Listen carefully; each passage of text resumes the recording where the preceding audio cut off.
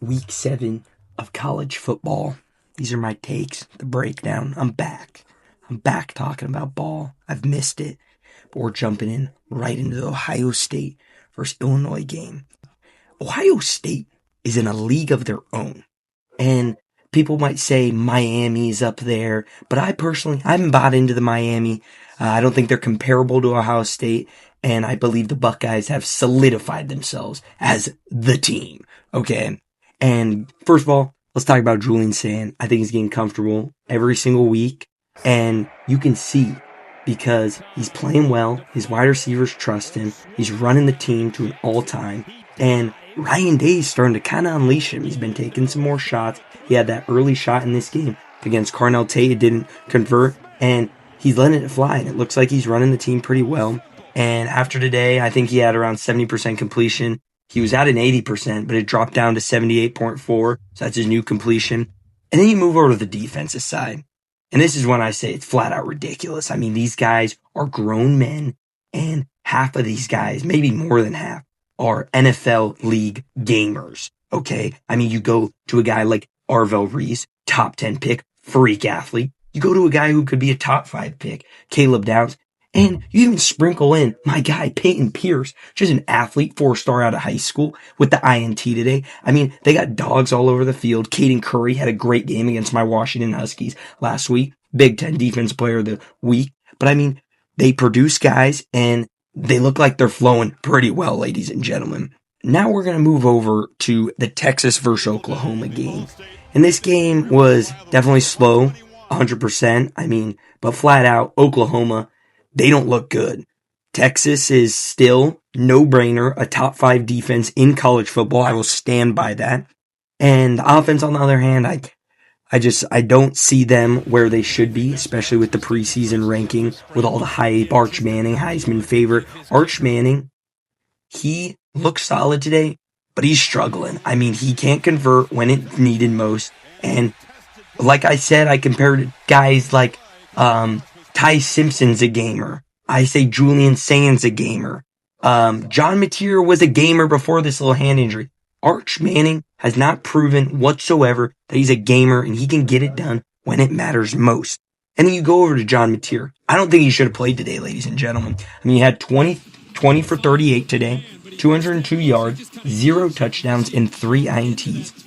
I mean, everyone's talking about how this Dr. Shin guy pulled some magic. I mean, got it done, got John Mateer back in 17 days from that right hand surgery. And I mean, kudos to Shin, but I don't know if his product is what people were saying it was, because Mateer did not look good today, ladies and gentlemen. Now we go over to another game. I think this is a game I love.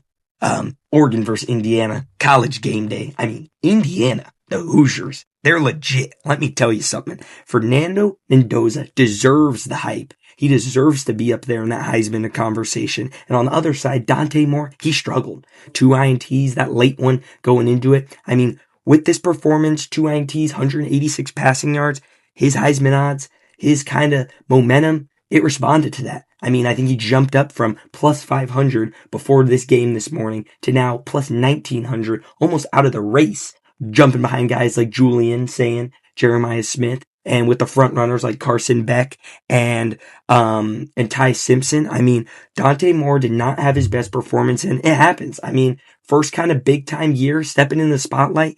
He couldn't get it done in a big time environment. The 7th seed versus the 3 seed at home in Autzen. It was rocking, but it didn't look like it was too big of a factor today. And when I talk about coaches, this is what I like to talk about, okay? Cignetti. I mean, Cignetti's a guy I love. I went to that Indiana game last year versus Ohio State, and I was going into this game after watching that game last year, like Indiana, they get up there in the rankings, but they don't got guys. They can't get it done. They can't win the big ones. But today, Cignetti proved me wrong because I saw that stat, 0-46 in all-time Indiana versus top 5 AP ranked opponents. Oh, let's add a 1 to that, ladies and gentlemen, because Cignetti and them boys with Mendoza, they look solid today, and they outcoached Lanning. And then we go to college game day this morning. I mean, Dan Lanning, Pat McAfee, showing out. I mean, making his presence known in Autzen, you know, saying what up to the fans.